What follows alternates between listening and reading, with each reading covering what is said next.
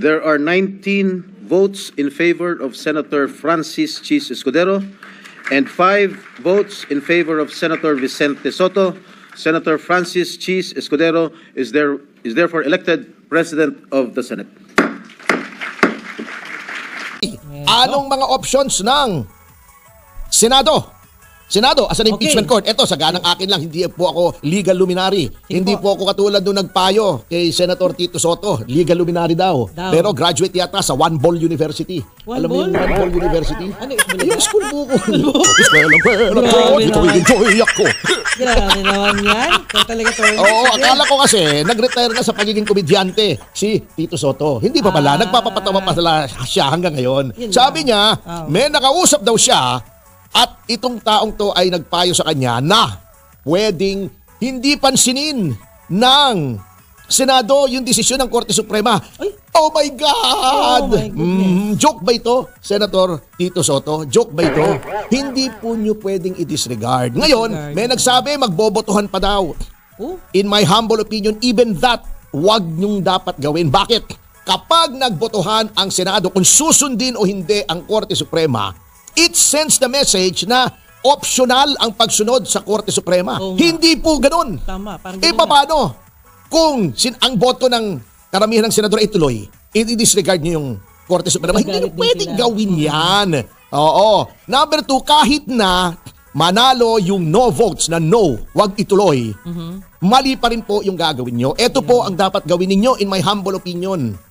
Nag-convene kayo since na-convene na yung ang Senate as an impeachment court. Pasumpain nyo na rin yung mga bagong senador at senator judges. Then, since na-inform na naman pala kayo, in-acknowledge na-inform na by email yung Senate ng desisyon ng Korte Suprema, the Senate President as presiding officer of the impeachment court should inform formally the members thereof, the senators judges, na mayroong desisyon ng Korte Suprema na wala silang jurisdiction. Therefore, i-declare na niya na functus officio ang impeachment court. Yun, very orderly. Ngayon, kung may hihirit, hayaan nyo siya magdadaldal, bigyan nyo ng 15 minutes. Pero pagkatapos noon, hayaan mo magdaldal si Ontiveros, kung sino man dyan, si Tito Soto, then pagkatapos, tapos na. Wala rin namang magagawa yung daldal nila. Pero out of respect to them, lagay ninyo on record yung kanilang gustong sabihin. At sa notang yan, magpapatuloy pa rin po ang ating pag-aaral pagkatapos ng break po lamang salungatin yung mga sinasabi nitong mga kritiko ng Korte Suprema.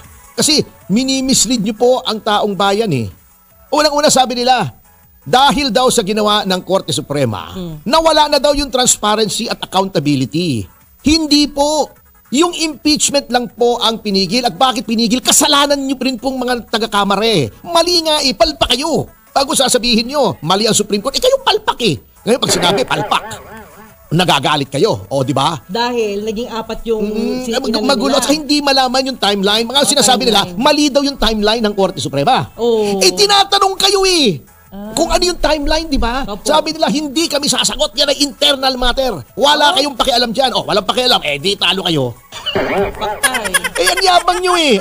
Sinasabi nila na wala daw yung transparency at accountability. Hindi naman po kayo pinipigil na magdemanda. Diba? I-demanda nyo si Vice President Sara Duterte sa Ombudsman.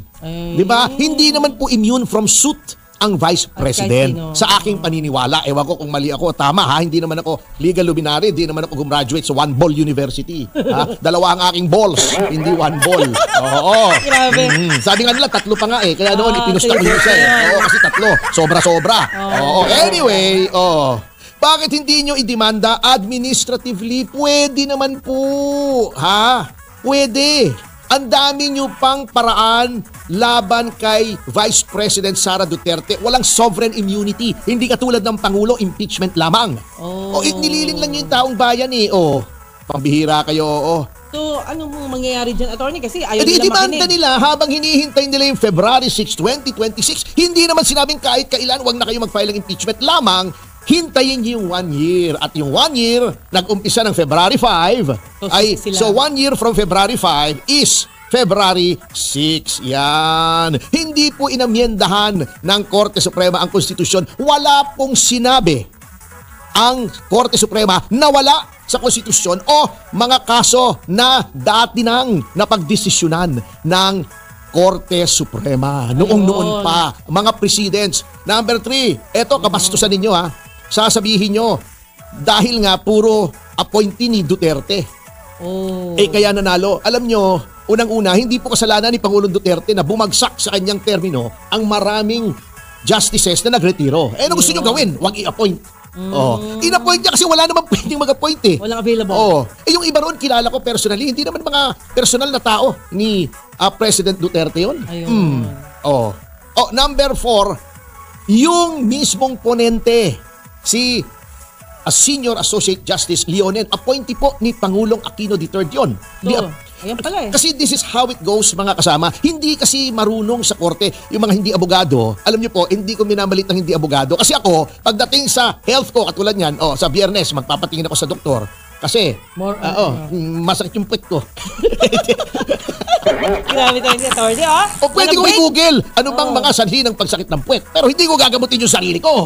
Pupunta pa rin ako sa doktor. Ganun din po ang sinasabi ko. Hindi kayo abogado, magbigay kayo ng opinion nyo, pero hindi ibig sabihin mas marunong pa kayo sa 13 justices. Ayun pala.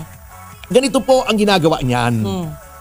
Ang isang kaso, kapag yan ay for deliberation na, ina-assign po yan sa isa sa 15 mahistrado ng Korte Suprema for the writing of the decision.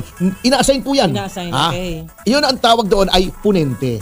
Ang ginagawa po ng ponente, gagawa po siya ng isang draft na para sa kanya, yun ang dapat maging desisyon ng Korte Suprema. Okay. Yung draft na yon ay isi-circulate sa lahat ng justices. Ngayon sila ay magdi-deliberation, ibig sabihin pag-uusapan nila. Magpupulong sila, i-discuss niya. Bakit ba ito ang desisyon mo? Kasi ganon-ganon, i-depensahan niya yun. Magbibigay naman kanya-kanyang mga legal opinions yung mga ibang justices. Then, magbobotohan. Ito po ang nangyayari pagbotohan. Kung ikaw ay sang-ayon doon sa ginawa, in this case ni Senior Associate Justice Leonen, you will give your assent. Assent. Papayag ka, concurring opinion. Magko-concur ka. Kung ayaw mo sa ginawa ng ponente, you will dissent. Ngayon, kung mas marami ang ayaw doon sa ginawa ni Senior Associate Justice Leonen, may isa sa mga, halimbawa, nagbotohan. Ang naging botohan ay 10-5. Isa doon sa 10 na hindi sumang-ayon doon sa ginawa ng ponente, ang tawag doon ay ponensya. Siya ang gagawa ng majority opinion. Yung ponensya na na-outvote, na hindi sinang-ayunan ng karamihan, magiging dissenting opinion. Yan, okay. Ang nangyari rito, yung ponensya ang naging majority opinion. At walang nag-dissent. Kung kasi na-outvote si Mr. Justice Leonen, magiging dissenting opinion yung ponensya niya. The mere fact na hindi naging dissenting opinion yon, ibig sabihin, from the start, kahit siya hindi appointee ni Pangulong Duterte, ay sumang-ayon siya doon sa sang-ayon yung karamihan sa sinabi niya. Bagamat hindi siya maka-Duterte. Sabagat yun po ang tama. Basahin niyo po more than 90 pages. Pagtiyagaan niyo kasi bago kayo kumuda. At kung hindi kayo abogado, kumuha kayo ng totoong legal luminary. Ngayon, eto panghuli na ito. Sinasabi nila, ba't bang yabang-yabang mo magbigay ng opinion sa impeachment na ito? Eto, sasabihin ko, hindi naman sa pagmamayabang. I am one of the few na lawyers na actually nag-prosecute ng impeachment. Kokonti lang po ang impeachment dito sa atin under the 87 Constitution. Yung kay Erap, yung kay Merceditas Gutierrez, yung kay Andy Bautista, yung impeachment ni Sereno hindi natuloy na-co-warrant to siya. Yung kay Renato Corona. Ako doon sa kay Andy Bautista at successfully na-impeach po namin si COMELEC Chairman Andy Bautista. Ako po yung complainant, ako na rin yung abogado. Na-transmit po yung impeachment na yan sa Senate. Kaya lang nag-resign si Chairman Bautista kaya hindi natuloy. Naging moot and academic. Sabi nga nila, mute and epidemic.